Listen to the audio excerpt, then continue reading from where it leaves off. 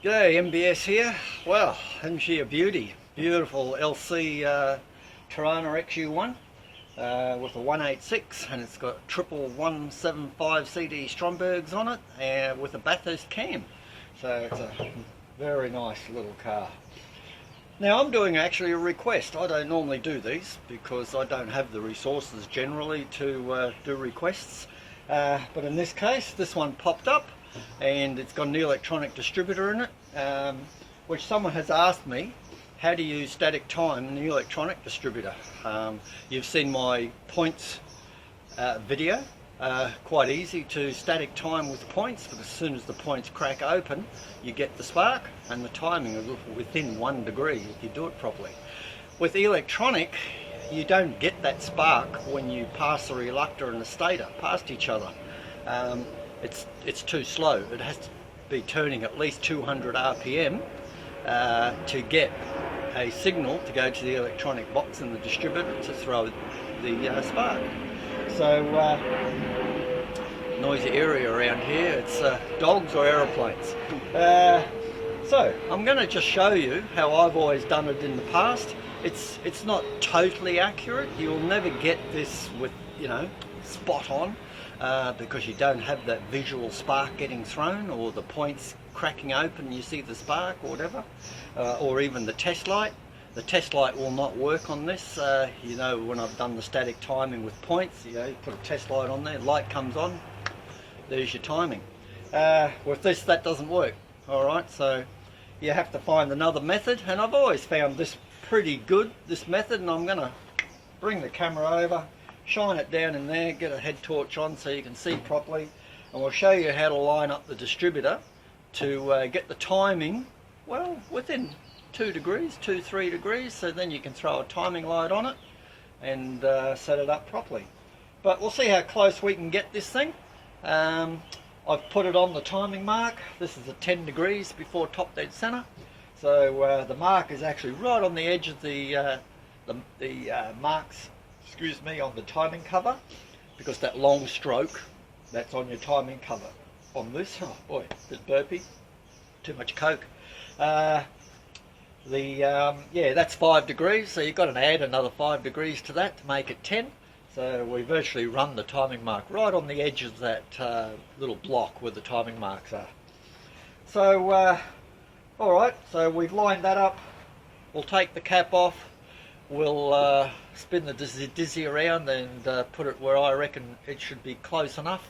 And then we'll fire it up, throw a timing light on it and see how it went. Okay, being right-handed and with the camera in my right hand, this is awkward. Alright, yeah, there's the distributor, nice and loose. Alright, so before I get into lining up the stator and the rotor for our static timing, let's have a look at a few things. Okay, I always like to check the advance curve. So I push the rotor button, and straight away there's something not right there. Now, whether it's been set up like that on purpose or not, because this is a Scorcher distributor, it's been sent away to Scorcher for a repair quite a few years ago, I'd say, and that must be the way they've set it up. But normally in a standard car, or even an XU-1, still has a primary and secondary spring on the advance curve, and when you first push it, that's the primary spring acting on it, and I can see this is fairly tight from experience, from feel. But normally when you get up to around about almost 2/3 of the way up, you should get more resistance on that rotor, and that's the second spring, this what they call the secondary, and that slows the advance curve down. But this has not got a secondary spring coming in, so to me it's been backed off and not active. It's all on primary spring, and the primary spring is set tight. So I would imagine the advance curve on this is probably not going to start till fairly late, and I can check that with a timing light. Now, the timing. We've got the stator, we've got the reluctor. All we're doing, I'll take this rotor off to have a look, and you'll notice it's not on number 1. Number 1 is down here, which is fine. It doesn't matter what cylinder you're timing this to, number 1 or 6. All we're going to do is line up these 6 little knobs here on the stator and reluctor. Now, if you set it up exactly straight like that, where they match up, I think you're going to be retarded, because when these pass each other, they create a signal for the electronic box in there, and that is what grounds the signal, and then you'll get a spark out of the coil. So what we want to do is, I always go just a little bit past, not much, just a little bit past, because there'll be a very, very small delay reaction in the electronics for when these two pass each other and create the magnetic field required to fire it. So we'll leave it there. I'll lock it up at that, and that should be pretty close static timing when you do electronic distributors. Just a little bit past when the reluctors contact. Okay, so I'll put everything back together, lock that up, and we'll put a timing log on it, and we'll see what we got.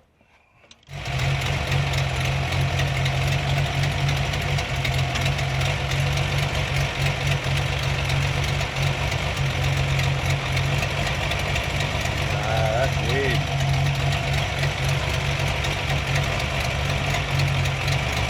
Well, I don't know if you can actually see that, but trying to get that lit up so you can see it on camera properly. But I've actually got that within 1 degree.